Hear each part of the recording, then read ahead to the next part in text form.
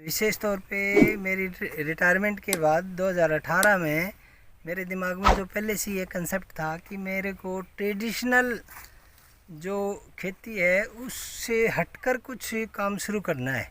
हमारे पास इरिगेशन वाली काफ़ी ज़मीन थी जो कि इसमें मेरे को पूरा फ़ायदा नहीं दिख रहा था ट्रेडिशनल एग्रीकल्चर में।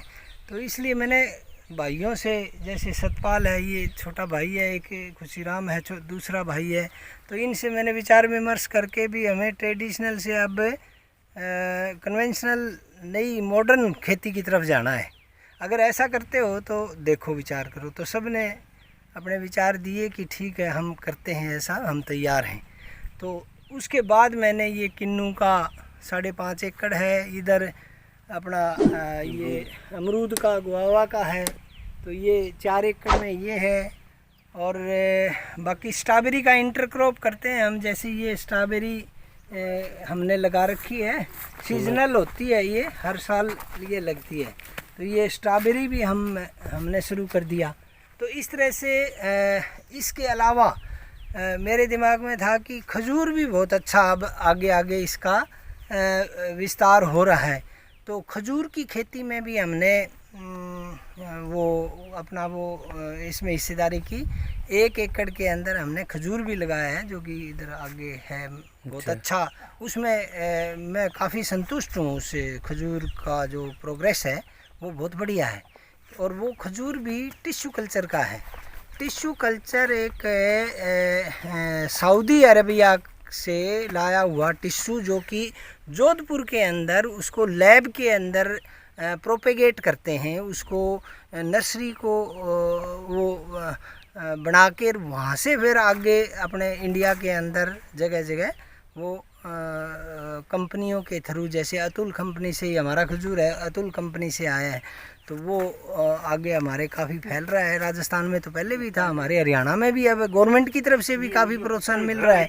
गवर्नमेंट की तरफ से इसमें खजूर में तो बल्कि काफ़ी सब्सिडाइज्ड रेट में पौधे मिलते हैं। एक पौधा जैसे अब 4000 के करीब 3950 रुपये का पौधा आज आ रहा है। हमारे 3750 रुपये का आया था। तो उसके अंदर काफ़ी सारी सब्सिडीज, कितनी 75% के करीब सब्सिडी मिलती है, काफ़ी सब्सिडाइज्ड उसमें है। तो उसके प्रति भी मैं उत्साहित था कि इस टिश्यू कल्चर का जो उसमें मेल फीमेल अलग होते हैं, प्रिडिक्टेड होते हैं, हमें पता है कि मेल कौन सा है, फीमेल कौन सा है, और उसी रेशियो में हमने 1 एकड़ में वो लगाया है। तो वो अच्छी क्वालिटी, ब्रेक क्वालिटी का है वो। तो वो खजूर भी लगा रखा है। और इंटरक्रॉप हम जैसे गुआवा के अंदर हम कॉटन भी ले सकते हैं, हम ग्वार भी लगा सकते हैं। थोड़ा सा प्लांट टू प्लांट डिस्टेंस रख के बीच में काफ़ी, क्योंकि 19 फुट का गैप है प्लांट टू प्लांट। हमारे गुआवा हो, चाहे ये किन्नू हो, चाहे खजूर हो, ये सब के अंदर प्लांट टू प्लांट और रो टू रो 19 फुट का डिफरेंस है। तो पौधे अभी छोटे हैं, तो हमारे बीच में काफ़ी जगह ऐसी है जिसका हम यूटिलाइज कर सकते हैं और इंटरक्रॉप ले सकते हैं, ताकि इसका जो खर्चा है वो भी हमारे को अलग से नहीं, इसी क्रॉप से ही इसका बाग का खर्चा निकल जाता है और बचत भी होती है।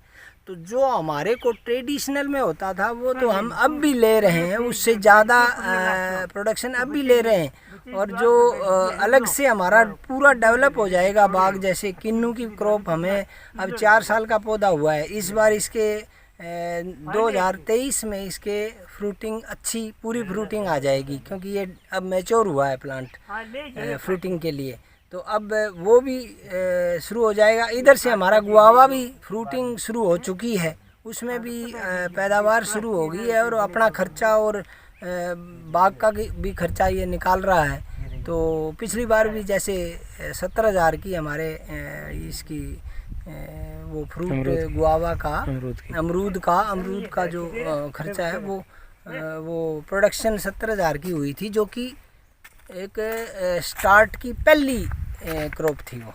अब आगे तो बढ़ती जाएगी। इस बार है अच्छा, बहुत अच्छा फ्रूटिंग हो रही है इसके। आप देखोगे ना नज़दीक जाके, तो गुच्छे के गुच्छे फ्रूट्स के हैं और इसार सफ़ेदा है, क्वालिटी बेस्ट है। और काफ़ी लोग यहीं से ले जाते हैं। अभी हमें बाहर भी नहीं जाना पड़ता, और जब ज़्यादा होगा तब हम उसको सिरसा, हिसार या दिल्ली की मंडियों में भेज सकते हैं जब ज़्यादा हो तो इस तरह से हमारा ये ठीक है, संतुष्ट हूँ मैं। और गवर्नमेंट की जो स्कीम चल रही है इसको प्रोत्साहित करने के लिए वो अच्छी है, बहुत बढ़िया है। इसमें आपको इसमें स्टोरेज के लिए भी सब्सिडी मिलती है, आपको प्लांटेशन और इसमें मेंटेनेंस के लिए भी सब्सिडी मिलती है। ड्रिप सिस्टम ये एक बहुत बड़ा जो कंसेप्ट है, सरकार का भी है और किसानों के लिए ज़रूरत है। ये जो ड्रिप सिस्टम है, इससे पानी आपका जैसे इस पूरे 12 एकड़ का पानी अगर हम फ्लडी या पूरा वैसे लगाएं तो ये 2 एकड़ में भी पूरा नहीं आएगा, 2 एकड़ ही नहीं भेजेंगे एक बारी में। और अब हमारे पास जो स्कीम के अंडर जो टैंक है, वाटर टैंक है, 100 बाई 100 का वाटर टैंक है, हमारे को 5 लाख में वो तैयार हुआ था। वो सब्सिडी सरकार की तरफ से पूरा 95% सब्सिडाइज्ड रेट में हमारा तैयार हो गया। वो पानी जो स्पेयर होता है, जब हमारे को ज़रूरत कम होती है पानी की, उस टाइम हम भर लेते हैं। जैसे आज है सितंबर के महीने में, आज 25 सितंबर है, तो आज पानी किसी को नहीं चाहिए। आज हमने इसको पूरा भर लिया तो ये 1 महीने तक हमारे को कोई किसी तरफ देखने की ज़रूरत नहीं है। और जब भी पानी स्पेयर हो जाता है वो पानी हम टैंक में इकट्ठा कर लेते हैं, और पानी की कमी पूरे इसमें आती नहीं है। पूरे बाग के अंदर पूरा पानी होता है हमारे पास, कभी भी मई जून में भी कमी नहीं आती, क्योंकि उस टाइम हम जैसे फरवरी मार्च में ही हमारा स्पेयर होने लग जाता है पानी।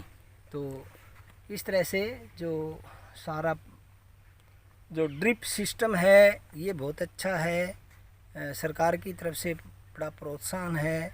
दूसरा मेंटेनेंस का, प्लांटेशन का, कुछ एक चीज़ों की जैसे और रिक्वायरमेंट है एज ए फार्मर अगर मैं कहूँ।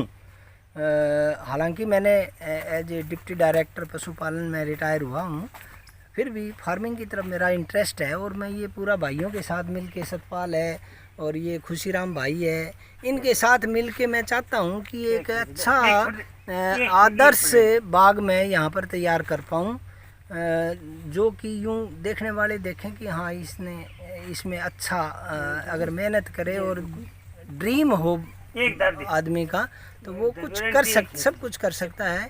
और ज़मीन के अंदर भी एक प्रोफेशनल की तरह, एक बिजनेसमैन की तरह काम कर सकता है। नहीं तो फार्मर तो एक लूजिंग एंड पे होता है हमेशा ही। जो ट्रेडिशनल फार्मिंग होती है उसमें कोई ख़ास इतना मतलब ऐसे है, थोड़ा सा नुकसान होते रहते हैं, तो फार्मर को बड़ा मायूसी का सामना करना पड़ता है। परंतु हम अगर थोड़ा बदल के करें खेती तो हमारे को मायूसी थोड़ी सी कम हो जाएगी, और सरकार की तरफ से थोड़ा सा हेल्प मिलती है तो उसमें और भी अच्छा हो जाता है। आजकल जैसे क्रॉप इंश्योरेंस भी है, तो उसमें भी हेल्पफुल है। अगर हम इंश्योरेंस करवाते हैं तो वो भी फ़ायदा होता है।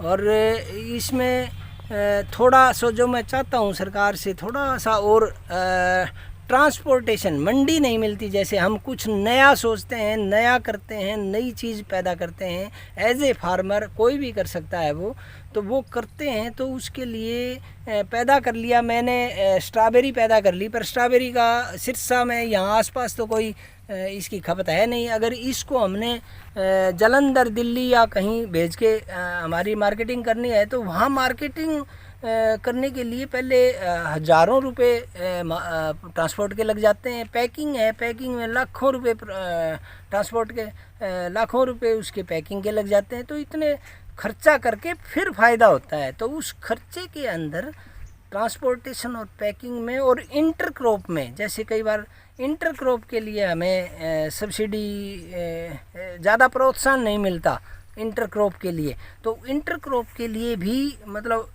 प्रायोरिटी के बेसिस पे हमें वो अगर मिले तो हम थोड़ी सी जगह में ज़्यादा फसल पैदा करके ज़्यादा मुनाफा कमा सकते हैं। और इससे दूसरे भी और फार्मर हैं वो भी उससे प्रभावित होकर वो भी फ़ायदा उठाने की कोशिश करते हैं। तो उससे किसान की थोड़ी सी आर्थिक स्थिति है वो बेटर हो जाती है।